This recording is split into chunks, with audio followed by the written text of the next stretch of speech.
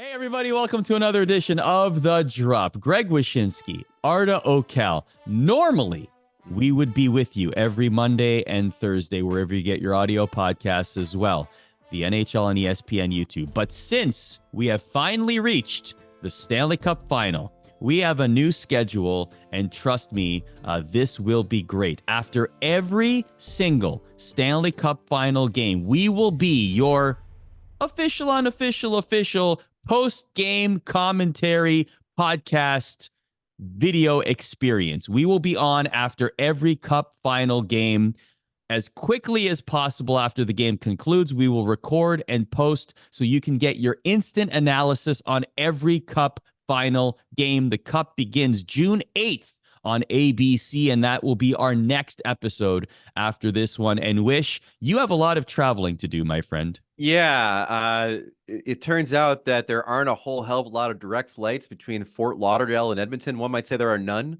So after I went to Dallas and I went to that game 5, and I met all the writers that had been covering the Dallas Edmonton series, and I have never seen levels of anger and frustration about travel. Like take any holiday movie and multiply it by 1 billion, and that's the angst that these people had. So I am not looking forward to what is, I believe, Arda, correct me if I'm wrong, geographically the longest distance between two Stanley Cup Final participants. Is that correct? Yes, Ryan Clark, our colleague, Ryan Clark on Twitter, noted this in conjunction with our ESPN Stats and Information Group. Officially, the longest distance. I'm actually going to pull up the tweet right now. The previous record was set by the Bruins and Canucks in 2011. Right. Yeah. But this one so you're going to be traveling essentially 2,541 miles each way.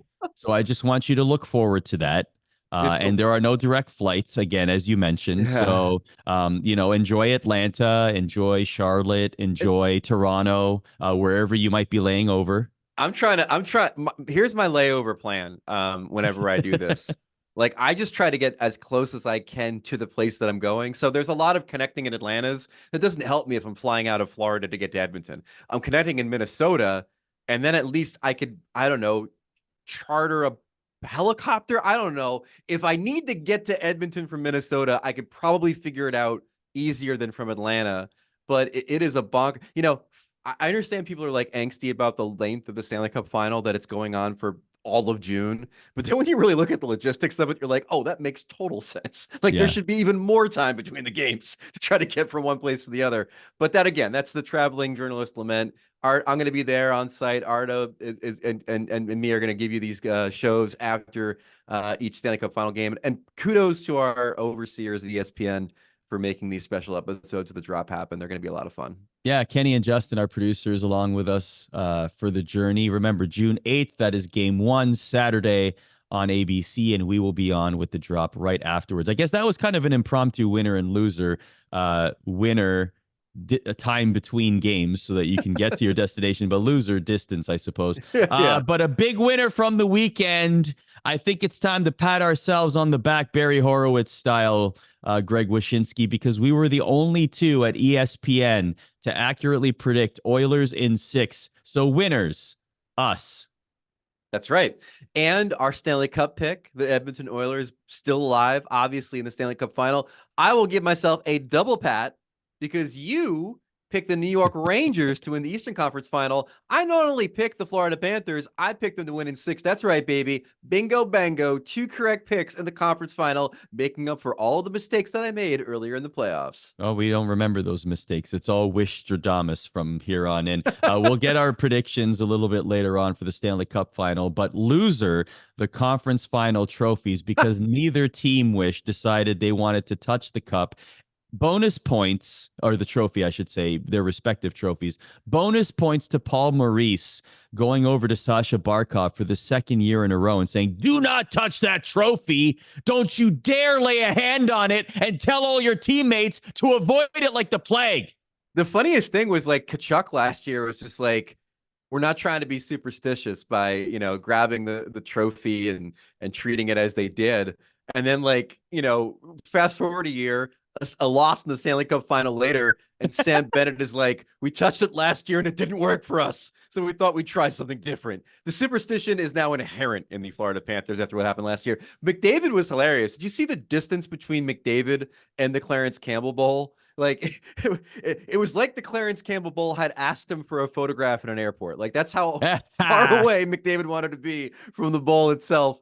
But listen, it's one of the beautiful things about our sport. It's one of the beautiful things about the playoffs is the superstitions inherent, whether it's playoff beards or the "do I touch the trophy" thing.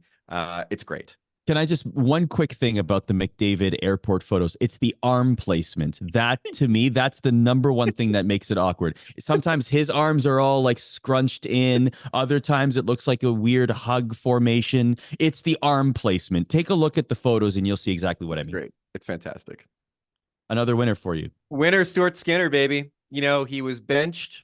That benching had as much to do with getting the Oilers' attention defensively as it was anything he was doing between the pipes. And by the way, it worked for the defense and it worked for Stuart Skinner. Skinner, since Calvin Pickard replaced him briefly in the Vancouver series, 6-2, 1.88 goals against average, and a .920 save percentage. I don't want to make it seem, Arda, like the Edmonton Oilers just figured themselves out defensively in front of him, although they've played great in front of him.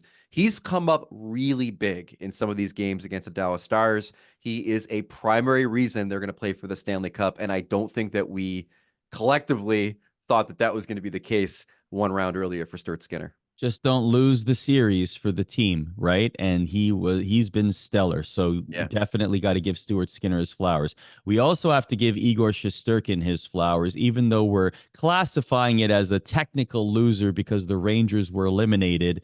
They could have been eliminated a lot sooner if not for Igor Shesterkin and how fantastic he played in this postseason. A .946 save percentage in the conference final at even strength. No one had better than a .930. But really, Wish, in watching those games, he was clutch in so many pressure moments, high danger chances. He was there. A lot of these games were one-goal games, and many of them went to overtime. And a lot of that has to do with Igor.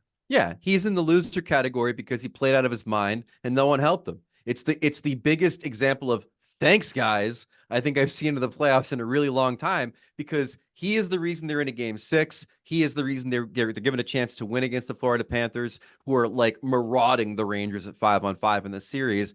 And the star players were absent. We'll talk to Jonny Lazarus from Daily Faceoff later on about it. I just felt bad for Igor, and I felt bad for Igor's fans and Rangers fans seeing that kind of performance spoiled. But by the way, Arda, you know, a little quick message for all my Rangers friends. All you people that came at me about pointing out their deficiencies at 5-on-5 throughout the season and how it might come to be a problem in the playoffs, guess what? It was a problem in the playoffs. So that's why you write about it multiple times, because when the Florida Panthers are getting 70% of the scoring chances at 5-on-5, it's a bit of a problem for the Rangers. That's all he was saying. I think you are very validated and vindicated in that thought. Give us another winner. Winner, Corey Perry. It's tough to say sometimes, but we have to admit it. After leaving Chicago in disgrace earlier this season, Corey Perry has become the first player in NHL history to appear in the Stanley Cup Final with 5 different teams. That is nuts. As you pointed out, Arda, on Twitter, last 5 seasons for Corey Perry, Cup Final with Dallas, Cup Final with Montreal. That still seems like a fever dream. Cup Final with Tampa. Took a year off from the Cup Final in 2023, and then 2024 Cup Final with Edmonton. The Worm. If you put him on your roster, chances are you're going to play for the Stanley Cup. Yep, won the Cup with Anaheim in 2007. He had a post-series interview where he said winning the Cup this year with Edmonton might mean even more than winning with Anaheim, simply because his son is old enough to understand what's going on now, and it would be really cool to share that experience with him. But yeah, what a like, I was trying to look like, I'm trying to contextualize this, or just let me contextualize it for you. Okay, so remember how when like Mark Howe made the Hockey Hall of Fame, and we're all like, wow, that guy has gone a billion years from retiring to then being in the Hockey Hall of Fame. How does that happen? Well, in Corey Perry's case, when he won the Cup for the first time, that was 17 years ago. And if he wins it again now, that is going to be the longest gap in NHL history between winning your first cup and winning your second cup. Isn't that nuts? Yes, and that would exceed Chris Chelios. His gap was 16 from 1986 to 2002, and Mark Recchi 15 years, 1991 to 2006. So, Yeah. yeah, that would be Cup insane. to Can cup. you imagine? Like, that's a whole lifetime. You win the cup, and then a lifetime later, you win the cup again. It's Right. unbelievable. You win the cup, then Connor Bedard is born, and then you win the cup again.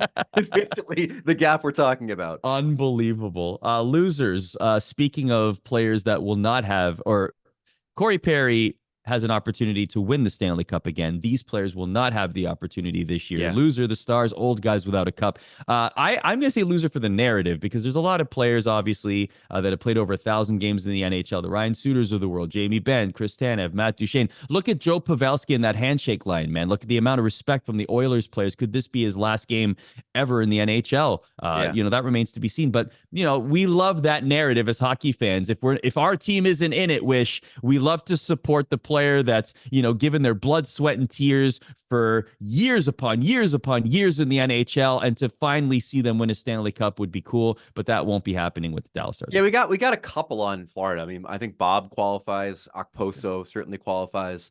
But the Dallas Stars rather were defined by how many old guys without the cup they had in the roster. And you mentioned Pavelski. Could this be it for Joe? Is the question we're all asking about him after that series. No points against the Edmonton Oilers in the conference final. 1 goal the entire playoffs for Joe Pavelski, which is absolutely bonkers.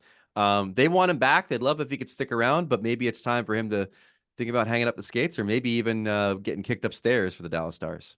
Yeah, move upstairs, take a position in the front office. Who knows? I feel appropriate that I should give you the next winner. It feels like you should take this one. Do you mean America? Yeah. Saginaw, stand up. You have a Memorial Cup champion, baby. The Spirit are just the 5th American team to win in the 104-year history of the Memorial Cup, with the last one being in 2008. The London Knights came back from a 3-goal deficit to tie the game until Saginaw's Josh Bloom scored with 21 seconds left to take the lead. Congratulations to the Saginaw Spirit, once again pointing us to the horizon and the brighter days ahead for all American hockey. They hosted the Memorial Cup. They win the Memorial Cup. And yes, this is just another example of America shining bright in the world of hockey, with many, many more probable instances to come. Speaking of great Americans, we had one join us on the drop right now to talk about the New York Rangers, and that is our dear friend, Jonny Lazarus. Awesome to have this guy on ESPN's The Drop. He's an analyst for the NHL Daily Faceoff. Jonny Lazarus, all things New York Rangers, buddy. We really appreciate you coming on the show in such difficult times. Why don't we start there, man? How are you feeling? Well, I must say, first of all, it's an honor to be on here with you guys. I love you both, but I'm incredibly insulted that you asked me to come on at this time of year and not when the vibes were high, because I know you're just on here to laugh at me and make fun and pick your jokes. But with that said, it is nice to be on with you guys. We are coming to you for both the emotional response and the intellectual evaluation of the demise of the New York Rangers. We all on the demise. drop felt we all on the drop felt that they were the team of destiny, literally the title of a recent episode. And yet, at the end of the Eastern Conference Final, it's the Florida Panthers moving on. Jonny, they were the chosen ones. What happened to the Rangers? Well, a lot of things can be true, and the Rangers lost to a better team. Florida, top to bottom, I think outperformed the Rangers in essentially almost every category. You can say that with eye tests. You can say that statistically. I think all the evidence is there. But I also think while Florida did shut down the Rangers' top guns, I don't think those guys performed up to par. Mika Zibanejad and Artemi Panarin, while it was very difficult on them, could have been a little bit better. And maybe, there are some injuries that haven't come out yet, but that's everyone this time of year, right? Like the guys on all 4 teams that were in the conference final are playing through stuff. But, it would also be naive to say, had a couple of bounces maybe gone the Rangers' way, maybe things are different. But it felt to me that they were just hanging on the whole time and never in control. And from a fan perspective, this loss has actually been probably the least stung I've been in the last 3 years. And we can kind of get into that, I guess, if you're curious, or I can just continue. Yeah, no, Oh, please. say more. Why so? Yeah. Just because, I guess you think back to the 3 years, right? So 2 years ago, they're in the Eastern Conference Final in what felt like another magical year, but ahead of schedule. Shesterkin playing incredible out of his mind. Panarin scores the Game 7 overtime goal. Like everything is sort of just clicking, but they have control over Tampa. They win the first 2 games at home. They're up 2-0 in Game 3 on the road, and you're really starting to think, oh my God, like this can actually happen.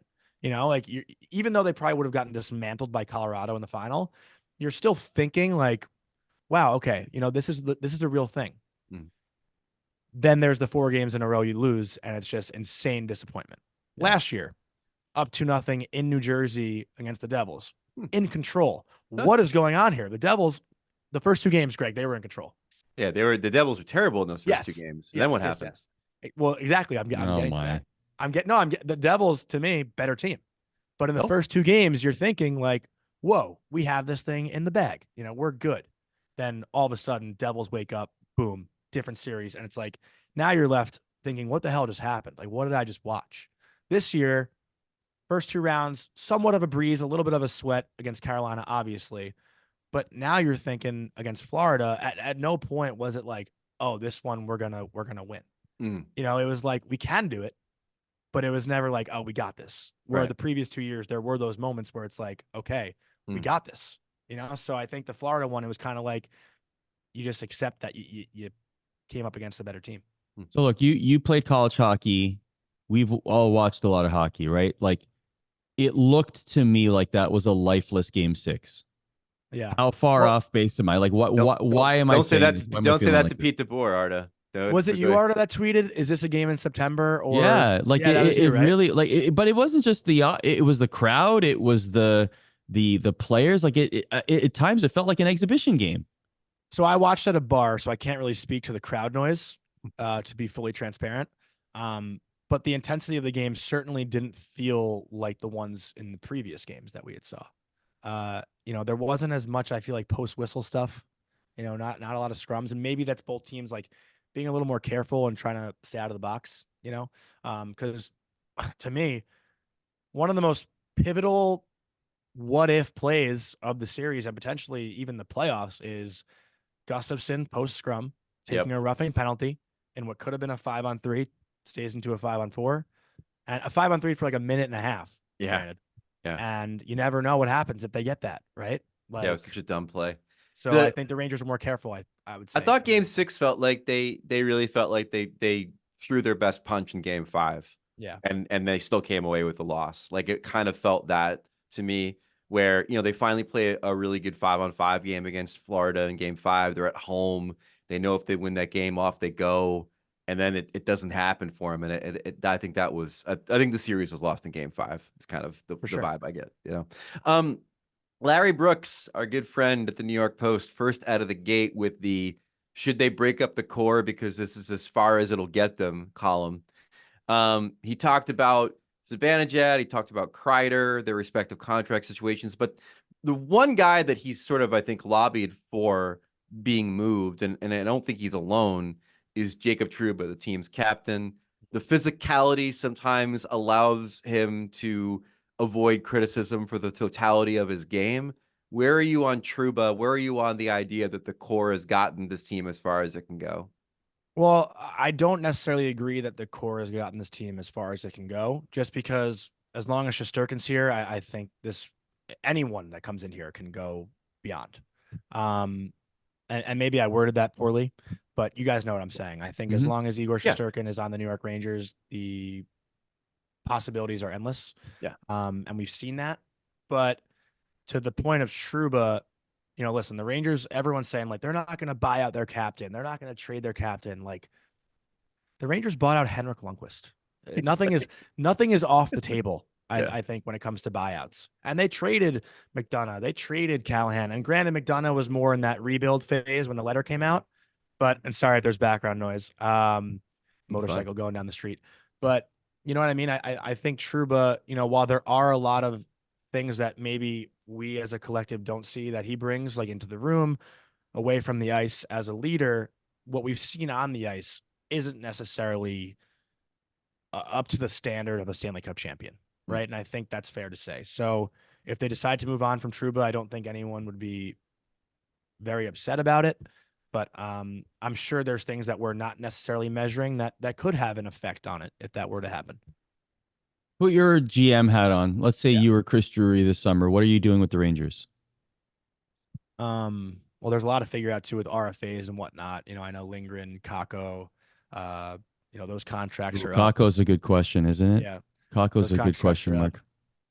mark. But with Kako too, like I don't know fully how all of these things work with arbitration and whatnot, but I would imagine that Kako, if I had to guess, would want a better opportunity for himself, and maybe there's a way for both parties to come up with something mutual where they just both move on.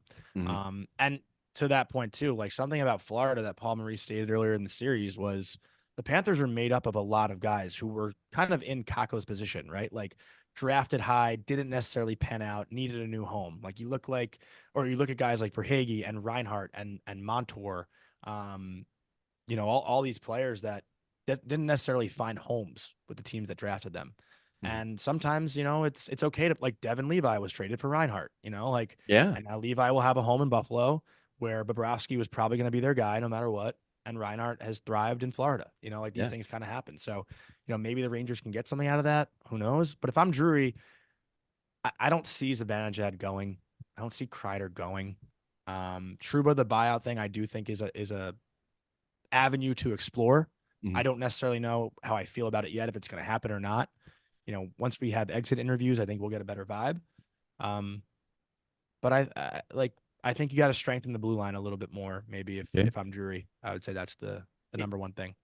And on the Drury front, I mean, shouldn't this guy get a little criticism, man? Like Roslovic was good for a little bit of the playoffs, but then fumbled the bag, as many of us saw him doing in Columbus every time he was given a chance to really thrive. Wenberg's line was one of the worst in the playoffs for good spells. Didn't improve the blue line at all. Last year, you go back with the Tarasenko Kane moves, they get eliminated in the first round. Like, at some point, does the criticism fall on Chris Drury as far as how he's building this team? Well, the team should have been built to, play against Florida in the conference final. Yeah. Right. Like it was kind of the conversation all year long. Like these two teams were bound to clash. Right. Or even Carolina, same kind of physicality. Yeah. But to that too, Greg, like, had they, let's say, gotten rid of, I was corrected on my show this morning. I think it was Kako, Othman, and a first for Gensel. Right. Yeah. Like that was the trade that was on the table. There, yeah. I guess on the table. Thanks for the help there.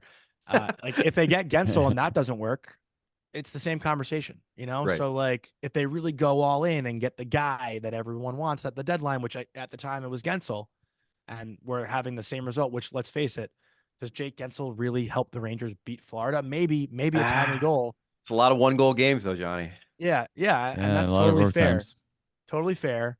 But I don't know if that's the answer really either. Like Florida might just be a beast. Yeah. And I think that's okay to say, But Roslovic and Wenberg were certainly not the answer. But I think at the time we all said at the deadline, very underwhelming. I the way I phrased it was not a disappointing deadline, but an underwhelming deadline. Yeah. And the guy I wanted was Vetrano. I was all in on Vetrano. I know him personally too, which is a little biased, but he showed it could work here in 2022. He loves New York. Fits on that top line. Yeah, I mean, yeah. Like I thought maybe that would have been a good fit, but it's always easier said than done when this is the result, right? So. True. Yeah, absolutely. A lot of time to post-mortem too as we get into the summer. Before that though, the Cup Final, Edmonton and Florida. What's your read on the series? Honestly, I haven't done a deep dive yet, but I saw my friend, I think Ryan Sura, actually, I'll shout him out.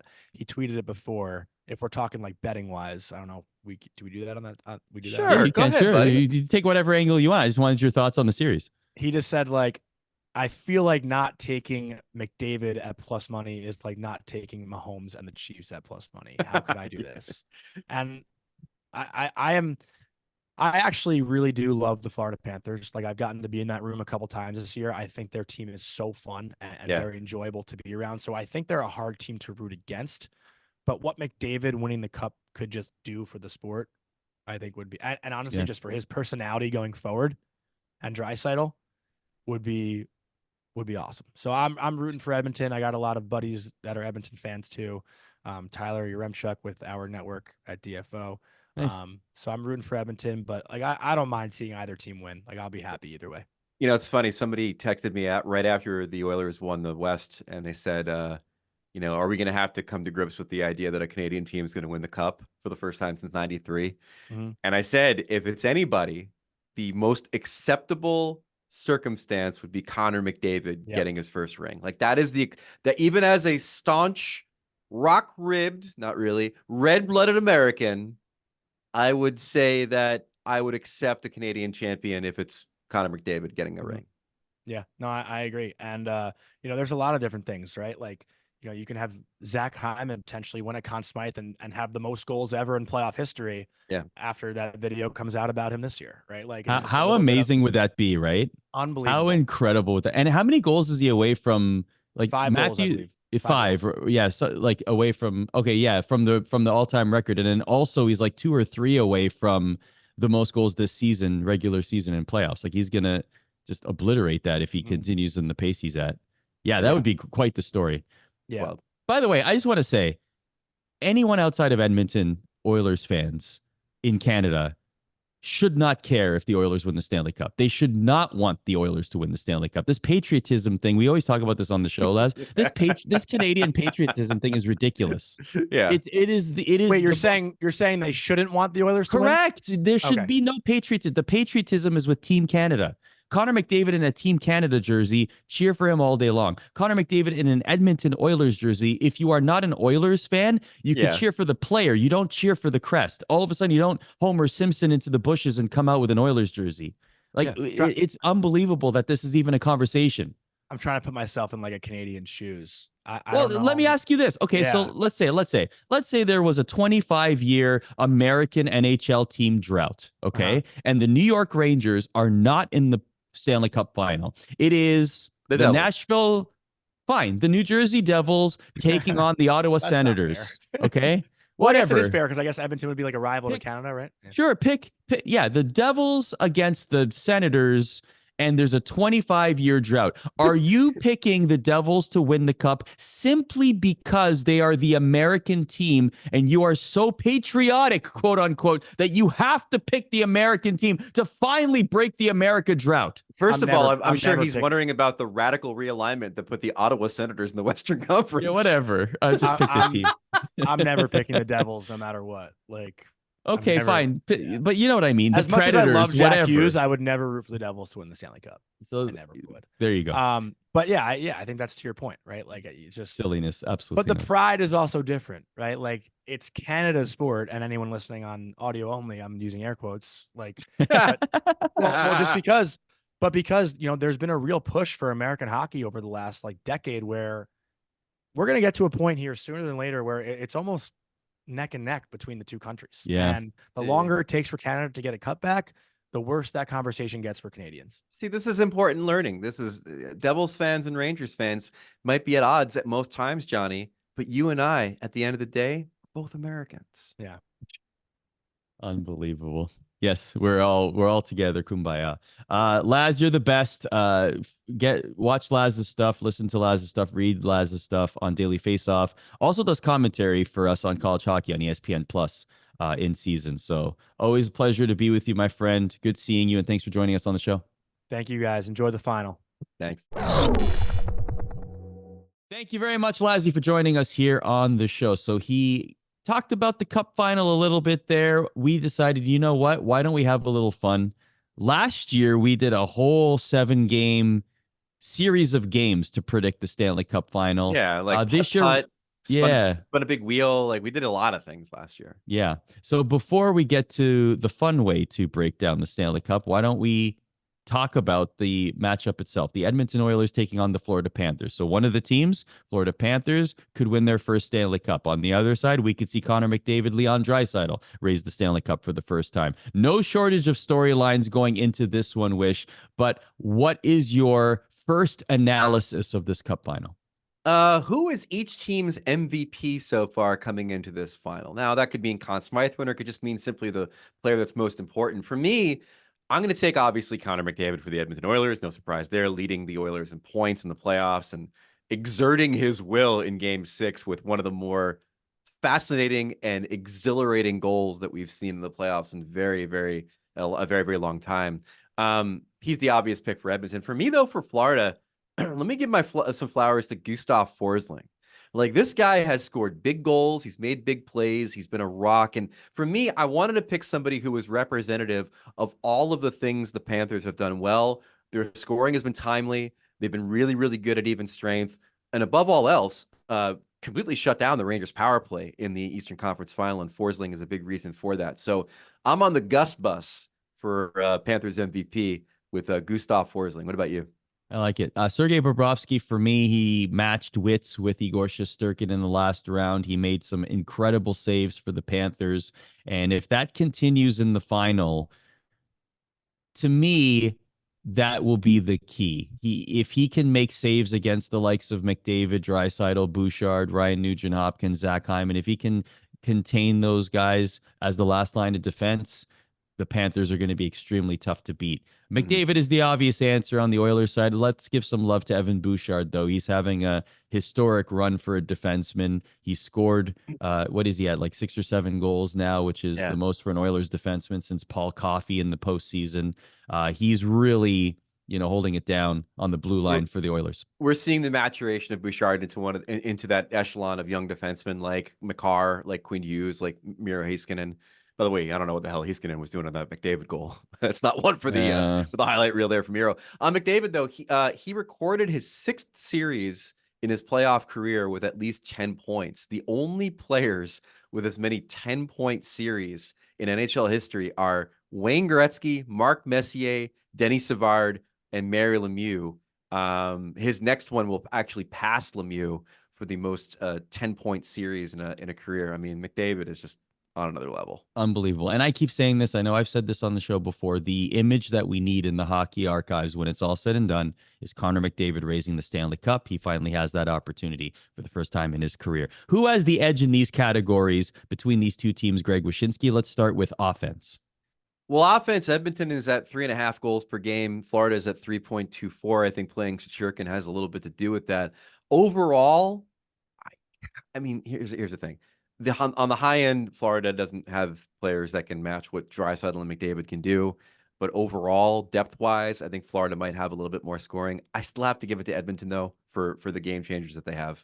Yeah, and especially if McDavid and Draisaitl are clicking, it's going to be very, very tough to contain them, even if you have one of the best goaltenders in the league. But to your point, though, and this will bring us into the other categories here, too. So defense, the Panthers have more depth. It feels like they are better suited, especially for playoff hockey, to contain the Oilers' onslaught of offense. But how big of a gap do you think it is? It's not as big as I thought it would be heading into this series after seeing how Dallas played towards the end of the Vancouver series, basically ever since Skinner was benched.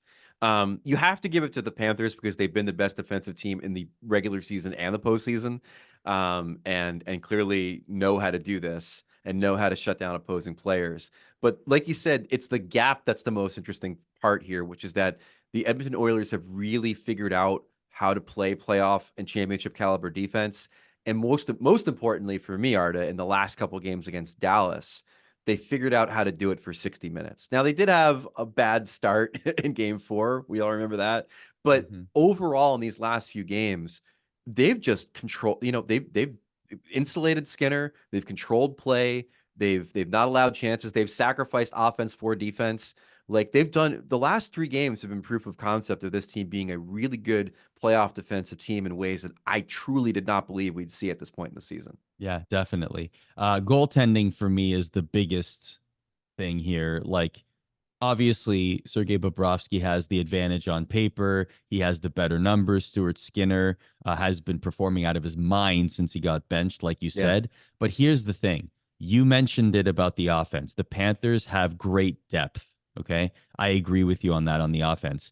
If we get the former Stuart Skinner, if we get the other Stuart Skinner, the one before the benching, there's no way, in my opinion, they are containing that Panthers offense. I agreed, and I think the big point of demarcation here for me, Arda, is we know what we're getting with Bob. Now, Bob might not always have the best game, but I don't think that he's a guy that necessarily you're looking over your shoulder and saying he's a liability.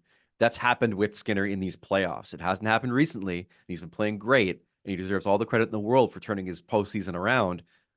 But the first time he gets, lit up for 4 or 5 goals, then the conversation becomes entirely about Stuart Skinner, not about the Oilers defense, but entirely about Stuart Skinner. And that is a lot of pressure to place on somebody's shoulders. So I got to go with Bob here as well.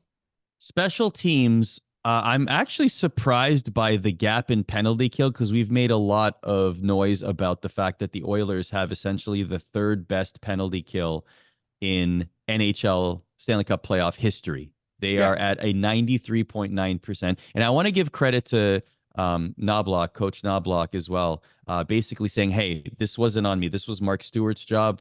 I inherited him. I didn't know him when I got the job, but I allowed him to cook, and that's exactly what he did. So throw him his flowers for how good the penalty kill has been. But the Panthers are second at 88.2%, which isn't that far off. Yeah, they've been great. I mean, and again, the Rangers' lifeblood is their power play. They couldn't get it going at all in the Eastern Conference Final.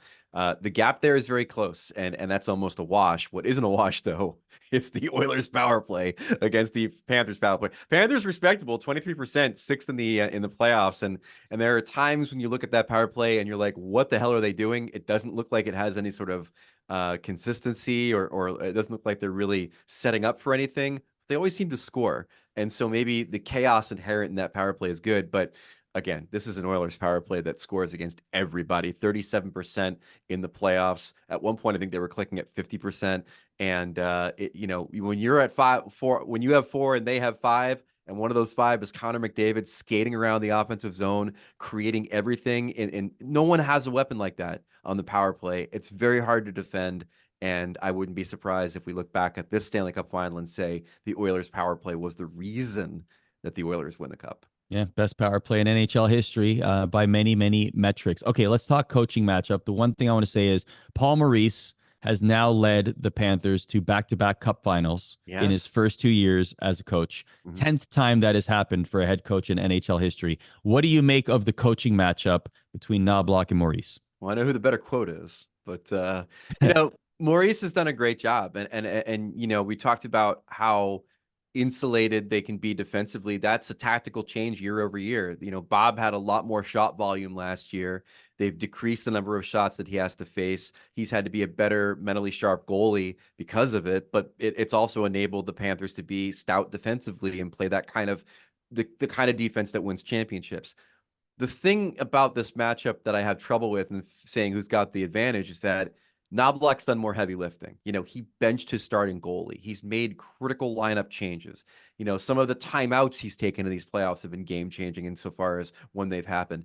I've been blown away by how good this guy has been. And again, Arda, you think back to when he got hired, we covered on the show. Everyone thought, oh, Connor McDavid exerted his will and got his junior hockey coach hired. And that was what Knobloch was. Well, it turns out, whether you believe that or not, he was the right guy for the job. He's done an incredible job getting the Oilers to the Stanley Cup final and pushing all the right buttons in the playoffs. So kudos to him. I think the coaching matchup might be even.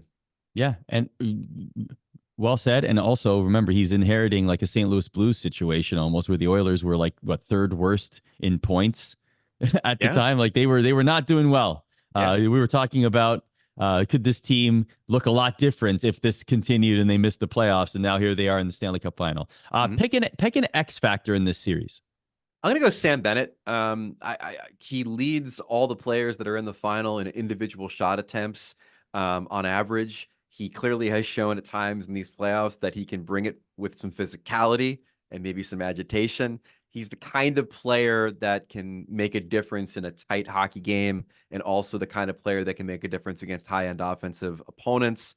So Sam Bennett's my X factor here. Okay. I'm going to go Stuart Skinner for the reasons I just mentioned. If he's bad, there's no way the Oilers are going to be able to outscore the Panthers. But if he's good, then they will absolutely have a chance. If we get the last 7 games, Stuart Skinner, the Oilers are going to look great. So Totally.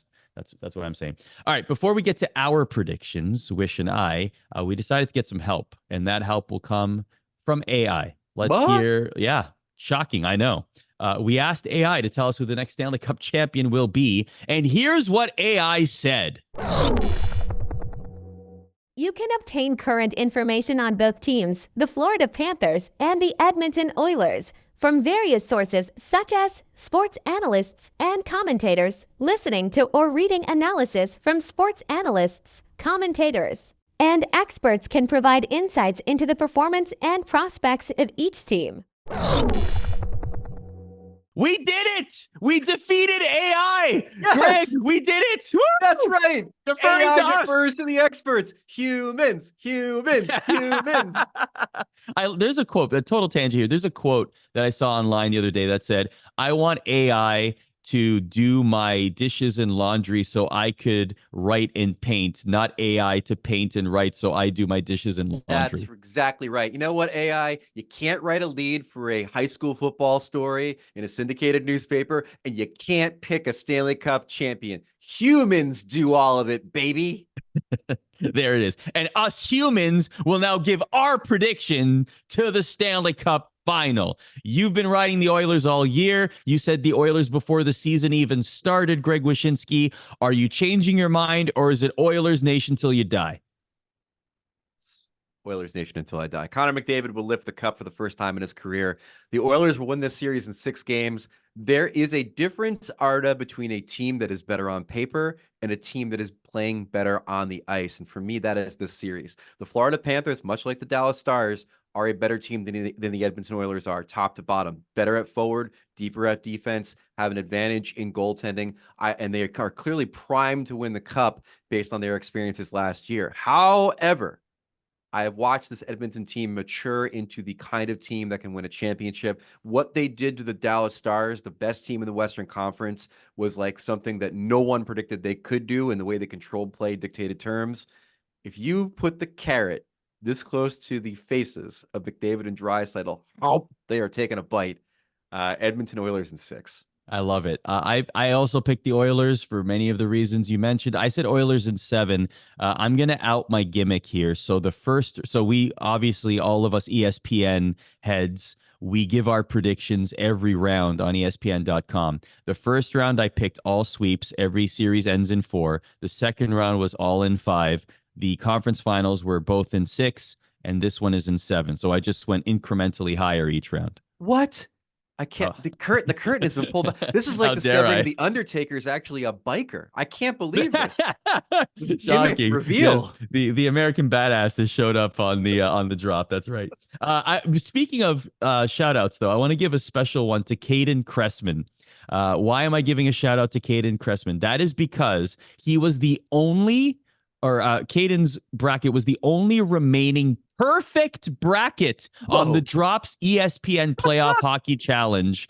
Caden also has the Oilers winning the cup, joining us in our predictions. Caden Cressman, the absolutely perfect bracket, has remained intact the whole postseason. Well done, Caden. And we don't need AI or us. The Oracle, Caden, has decided the Oilers are going to win the cup, so we got to go with that as well. Thank you for listening and watching The Drop. Remember, we will be providing you with episodes, instant post-game analysis after every cup final game, which means the next time you see us and hear us will be on June 8th, Saturday, after game 1 of the Stanley Cup Final between the Oilers and Panthers on ABC. So enjoy game 1, and we'll catch you afterwards. Take care.